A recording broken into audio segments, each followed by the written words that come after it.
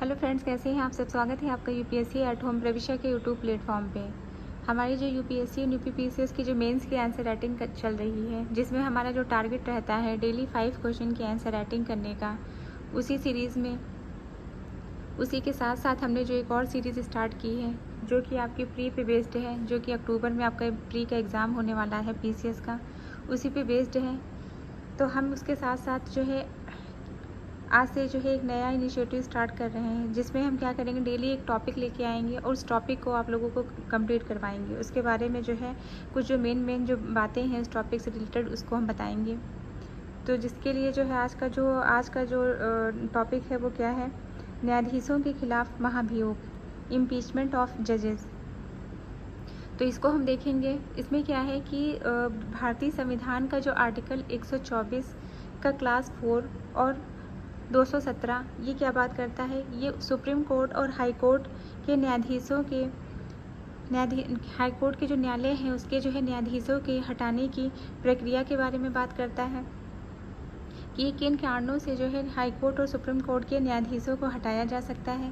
तो उसके अंतर्गत जो है 2 पॉइंट हैं। पहला क्या है, दुराचार के आधार पर, जिसमें क्या है कि प्रूव्ड जो है मिसबिहेवियर को प्रूव करना होता है। दूसरा क्या है, कार्य करने में अक्षमता के आधार पर, मतलब जो है कार्य करने की जो है कैपेसिटी नहीं रहती है, तब उनको जो है क्या किया जाता है, उनको महाभियोग के आधार पर हटाया जा सकता है।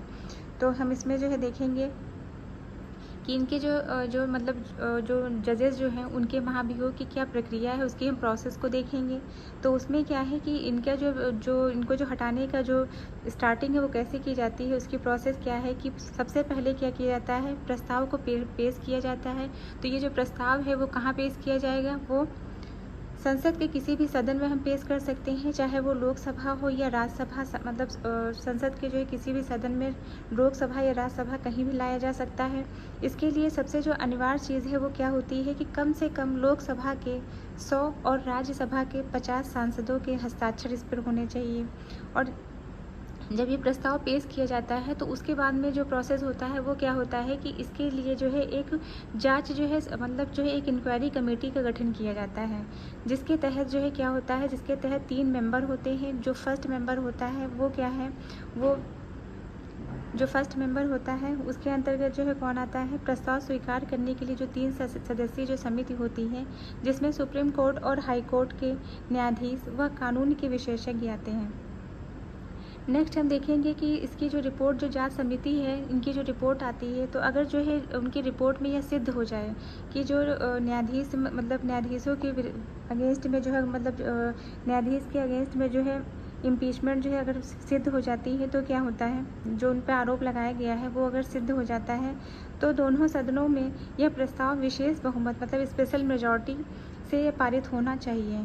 फिर इसके बाद में क्या होगा, रिपोर्ट प्रस्तुत करने के बाद जब, मतलब ये जो आरोप उन पे लगाया गया है अगर ये सिद्ध हो जाता है, तो दोनों जो सदन होते हैं उनके जो है एक प्रस्ताव, सदनों में यह प्रस्ताव विशेष बहुमत स्पेशल मेजॉरिटी से पारित होना चाहिए। राष्ट्रपति की मंजूरी मिलती है। इसमें क्या है कि संसद के द्वारा पारित होने के बाद राष्ट्रपति न्यायाधीश को पद से हटा सकते हैं। अब तक जो है कितने न्यायाधीश इम्पीच हुए हैं इसको हम देखेंगे। तो अभी तक जो है आप लोगों को पता होगा कि अभी तक किसी भी जो है न्यायाधीश को इम्पीच नहीं किया गया है, मतलब आज तक किसी भी न्यायाधीश को महाभियोग द्वारा नहीं हटाया गया है। तो इसके अंतर्गत जो है, लेकिन हटाया नहीं गया है, किंतु विभिन्न प्रयास जो है इसके अंतर्गत किए गए थे, किंतु जो है वो असफल रहे हैं। जिसके अंतर्गत जो पहले जो जज है वो कौन थे, जस्टिस वी रामास्वामी। ये सुप्रीम कोर्ट के जज थे 1993 में। इनमें क्या किया गया कि प्रस्ताव संसद में पारित नहीं हुआ इनके अगेंस्ट में। नेक्स्ट हम देखेंगे, नेक्स्ट जो न्यायाधीश जो थे वो क्या कौन थे, जस्टिस पी डी दिनाकरन व जो है जस्टिस सौमित्र सेन ने महाभियोग से पहले ही स्वेच्छा से इस्तीफा दे दिया था, तो इनको भी जो है इम्पीच नहीं किया जा सका। चूँकि महाभियोग की जो प्रोसेस होती है यह जो प्रक्रिया होती है उसको राजनीतिक और कठिन भी माना जाता है। तो जो है इसको हमने पूरा जो है डिटेल में देखा कि इसकी क्या प्रोसेस होती है न्यायाधीशों को जो है उनके पद से हटाने के लिए। न्यायाधीशों को हटाना एक बहुत कठिन और गंभीर प्रक्रिया है ताकि न्यायपालिका की स्वतंत्रता बनी रहे, लेकिन इसका दुरुपयोग रोकने और जवाबदेही सुनिश्चित करने के लिए संतुलन आवश्यक होता है।